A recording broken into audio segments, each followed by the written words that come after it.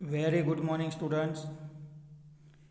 Mechanical engineering के अंदर subject manufacturing process degree semester 4 में हम लोग डिस्कस कर रहे थे classification of lathe machine.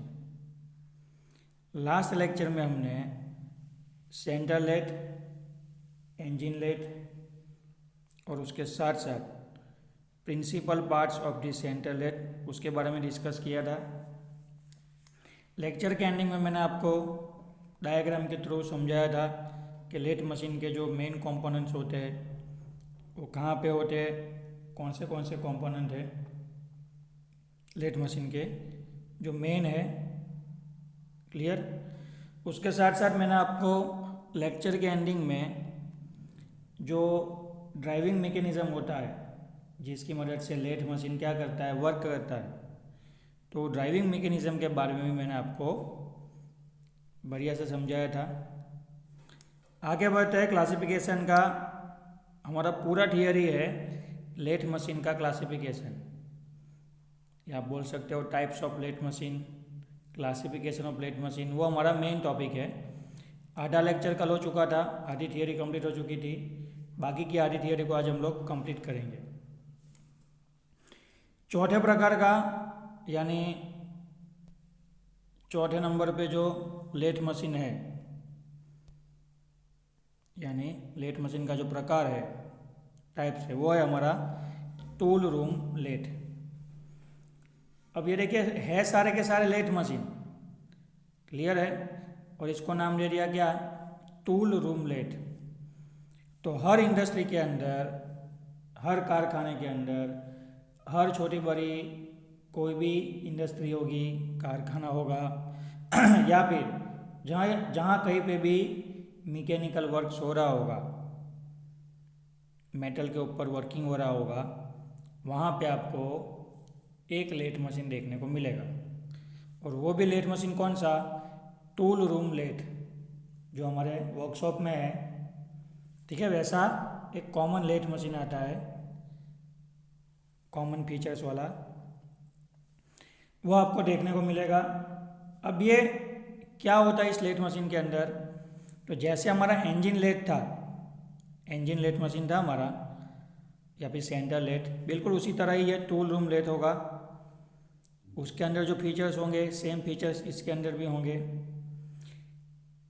Difference क्या होगा, तो ये जो टूल रूम लेथ मशीन है उसके साथ कुछ एसेसरीज प्रोवाइड करेंगे जिसकी मदद से हम लोग और ज़्यादा ऑपरेशन, और ज़्यादा नंबर ऑफ ऑपरेशन परफॉर्म कर पाएंगे कंपेयर टू इंजन लेथ। दूसरा, जो स्पिंडल स्पीड होती है तो वो इंजन लेथ के कंपेयर में क्वाइट लो होगी, या वैसा बोल सकते हैं कि जो इंजन लेथ है उसकी स्पेन रेंज थोड़ी कम होगी, और टूल रूम लेथ जो होगा उसकी स्पिंडल स्पीड होगी अप्रोक्सीमेटली 2500 आरपीएम, 2500 आरपीएम जितना उसका क्या होगा, स्पिंडल का स्पीड होगा। दूसरा, जो प्रिसीजन वर्क होता है, जहाँ पे आपको वर्कपीस के ऊपर जो भी शेप लाना है, प्रोफाइल लाना है, उसके अंदर आपको एक्यूरेसी चाहिए। उसके साथ साथ जो कास्टिंग की डाइज होती है, मोल्डिंग की डाइज होती है, पंचिंग प्रेस पे डाई यूज़ होती है, उसका मशीनिंग करने के लिए, कटिंग करने के लिए आप लोग टूल रूम लेथ यूज़ कर सकते हैं। कुछ मैकेनिकल मेजरमेंट के गेजेस आते हैं, जैसे स्लिप गेज है, क्लियर है, तो वो जो गेज आते हैं जिसका मशीनिंग करना है या फिर आपको कटिंग करना है, तो उसके लिए भी हम लोग टूल रूम लेथ मशीन क्या करेंगे, यूज़ करेंगे। तो ये हो गया हमारा टूल रूम लेथ। पाँचवें नंबर पे है क्लासिफिकेशन में कैप्स्टन एंड टरेट लेथ। अब तक के हमने जो 4 लेथ मशीन देखे उसमें हमने टूल पोस्ट पे एक ही टूल को क्या किया था, माउंट किया था। क्लियर। अब ये जो कैप्स्टन और टरेट लेथ है उसके अंदर हम लोग जो हमारा टूल पोस्ट होता है वहाँ पे हम लोग पूरा टूल का मैगजीन लगा देंगे। मैगजीन का मतलब क्या है, तो कि जो टूल पोस्ट है वो हमारा फॉर एग्जांपल ऐसे हेक्सागोन होगा, टूल पोस्ट होगा वो, यहाँ से उसको हमने क्लैम्प करके रखा होगा। एक टूल यहाँ पे, दूसरा यहाँ पे, तीसरा यहाँ पे, चौथा यहाँ पे, पांचवा यहाँ पे, छठा यहाँ पे। एक साथ हम लोग 6 टूल लगाएंगे। यहाँ पे उसका ऑपरेटिंग स्क्रू होगा, लीवर होगा, उससे हम लोग क्या करेंगे, उसको टूल पोस्ट को लूज और टाइट करेंगे। अगर आपको पहले नंबर पे इसका ऑपरेशन करवाना है तो आप उसको एंगेज करवाइए वर्कपीस के साथ। क्लियर। अब आपका पहले नंबर के टूल का काम खत्म हो गया तो आप क्या कीजिए, लीवर को ऑपरेट कीजिए जिससे टूल पोस्ट है वो लूज़ होगा। ठीक है, इसको आप क्या कर दीजिए, रोटेट कीजिए तो दूसरे नंबर पे ये टूल आ जाएगा, फिर तीसरे नंबर पे ये, 4, 5, 6। तो एक साथ क्या होगा, आप 6 टूल को सीक्वेंस में अटैच करके वर्कपीस से एंगेज करवा के कटिंग या मशीनिंग ऑपरेशन कर सकते हैं। क्लियर। आपको हर बार मशीन बंद करने की ज़रूरत नहीं है, टूल पोस्ट के अंदर टूल चेंज करने की ज़रूरत नहीं है। आपने क्या कर दिया, एक हेक्सागोनल टरेट लगा दिया जिसके अंदर अभी 6 टूल आ जाएंगे सीक्वेंस में। बाकी क्या होता है, नॉर्मल लेट मशीन में हर एक ऑपरेशन के बाद आपको मशीन बंद करना पड़ेगा, टूल पोस्ट के अंदर हर बार आपको टूल चेंज करना पड़ेगा। अब जब तक आपका टूल चेंज नहीं हो जाता तब तक मशीन बंद रहेगा। डेट मीन्स जो प्रोडक्शन है वो रुक जाएगा, और जितना भी सेटअप में टाइम लगेगा वो हमारा मैन्युफैक्चरिंग के अंदर काउंट होगा नहीं, क्योंकि सेटअप के अंदर जो होता है वो टाइम वेस्ट होता है। उतनी देर तक मशीन बंद रहेगा, प्रोडक्शन होगा नहीं, तो जो प्रोडक्शन रेट है वो क्या हो जाएगा, कम हो जाएगा। तो थोड़ा स्पीड से काम करने के लिए हमने क्या कर दिया, टूल का थोड़ा या फिर टूल वाले हिस्से में थोड़ा ऑटोमेशन अप्लाई किया। इस तरीके से 2 तरह के लेथ मशीन मार्केट में आए, एक था कैप्स्टन लेथ और दूसरा था टरेट लेथ। क्लियर है।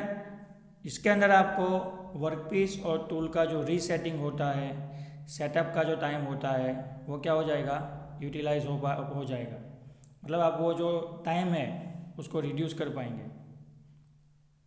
क्लियर। और मिनिमम टाइम में आप मैक्सिमम प्रोडक्शन निकाल पाएंगे। अभी आप कैप्स्टन और टरेट के बारे में सिर्फ इतना ही सुन लीजिए, समझ लीजिए, फिर ये जब मशीन आगे आएंगे तो मैं आपको पूरा कैप्स्टन टरेट लेथ किस तरीके से वर्क करता है, क्या क्या उसकी स्पेशलिटी है, सारी चीज़ें मैं आपको डिटेल में उसका जो वर्किंग है वो वीडियो के साथ दिखाऊंगा। क्लियर है। चलिए, छठे नंबर पे है स्पेशल पर्पस लेथ। ऐसे लेथ मशीन जो स्पेसिफिकली कोई एक ही प्रकार का जो काम होगा, कोई एक ही प्रकार का जो जॉब होगा उसको बनाने के लिए डिज़ाइन किया गया होगा। क्लियर है। जैसे मैं आपको एग्जांपल देता हूँ कि भाई 4 व्हील में इंजन से पीछे के जो व्हील होते हैं वो शाफ्ट से कनेक्ट होते हैं। ऑटो रिक्शा टेम्पो में भी जो इंजन का शाफ्ट है वो पीछे वाले व्हील में कनेक्ट होता है। तो सब जगह पे इंजन से व्हील में पावर ट्रांसमिट करने के लिए शाफ्ट यूज़ होते हैं। क्लियर है। अब शाफ्ट की जो लेंथ होती है, उसकी जो डिज़ाइन होती है, तो जो भी शाफ्ट होगा बेसिकली उसके अंदर डिज़ाइन में लेंथ और डायमीटर सबसे ज़्यादा इम्पोर्टेंट होगा।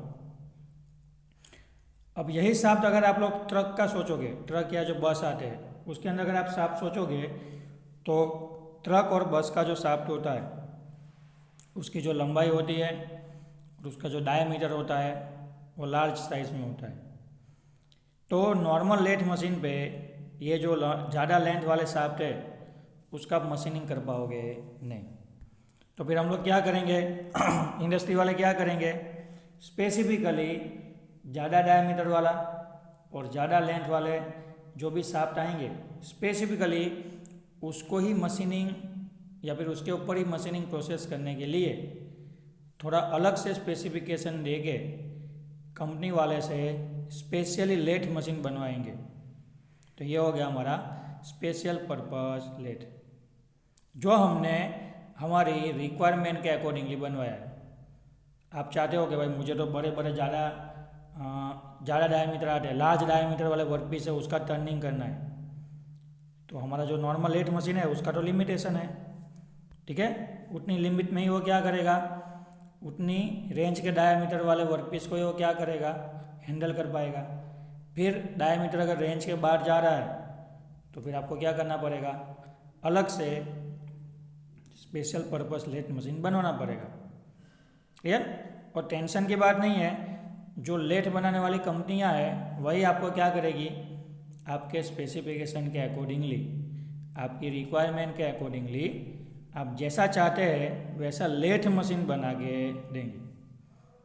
लेथ मशीन बनाएंगे, फिर आप बोलोगे कि भाई लेथ मशीन के अंदर जुगाड़ करके ड्रिलिंग मिलिंग शेपर सब कंबाइन करके बना दो, तो ऐसा होगा नहीं, ठीक है।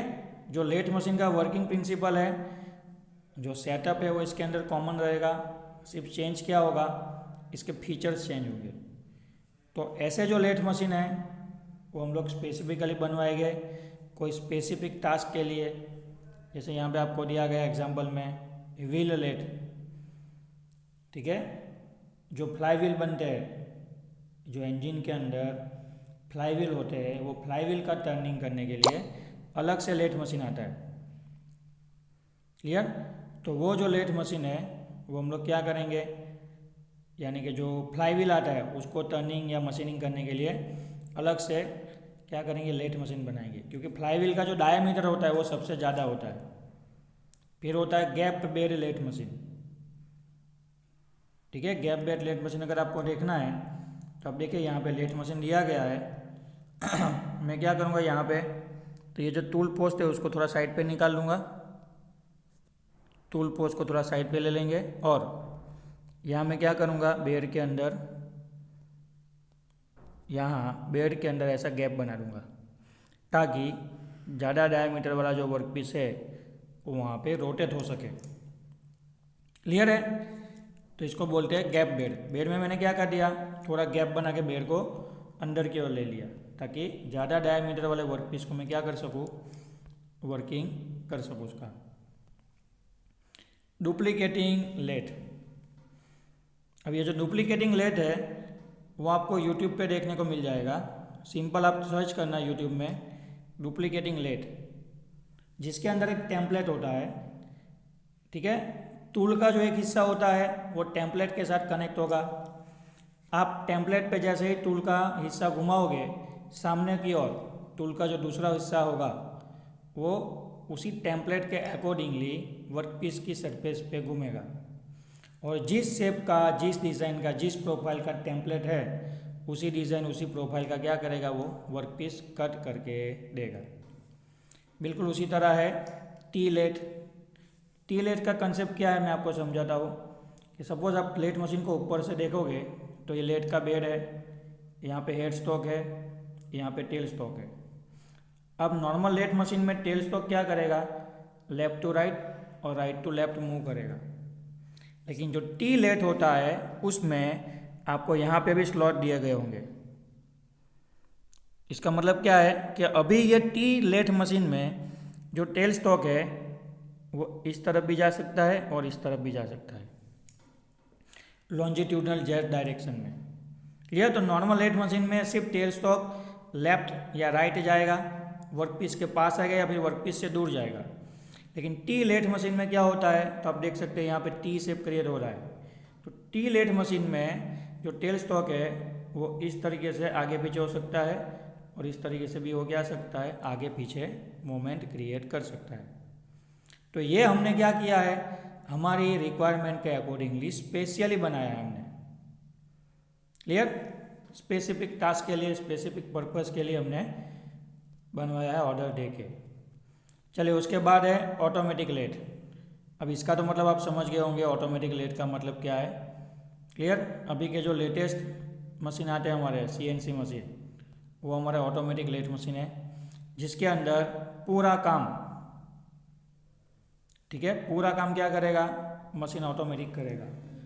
मशीन के ऑपरेटर को सिर्फ क्या करना है, चक ओपन करना है, वर्कपीस को क्लैंप कर देना है और जो भी प्रोग्राम है वो फीड कर देना है और मशीन को बंद, मशीन का जो कवर आता है उसको बंद कर देना है और एंटर लगा देना है प्रोग्राम को एंटर करवा के प्रोग्राम को रन करवा देना है।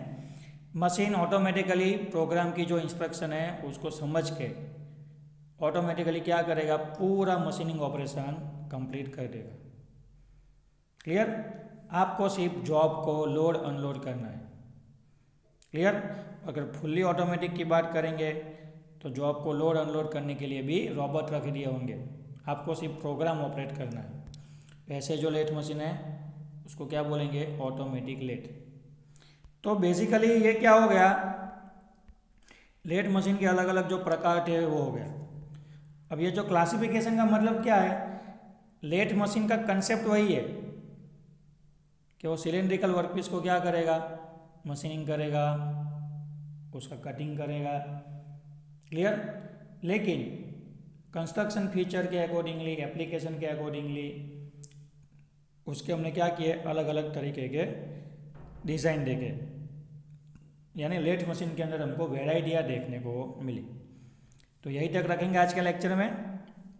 नेक्स्ट लेक्चर में हम लोग क्या करेंगे, जो हमारा लेथ मशीन है उसका कंस्ट्रक्शन देखेंगे डिटेल में, कि जो मेन की फीचर्स थे, की कंपोनेंट है, वो किस तरीके से बनते हैं, उसके अंदर मेटल कौन सा यूज़ होता है, सब। ओके, तो आप लोग कल का लेक्चर और आज का लेक्चर वापस एक बार देख लीजिए, और जो थियरी आज आधी बाकी थी उसको कंप्लीट करके क्लास नोट में नोट डाउन कर लीजिए।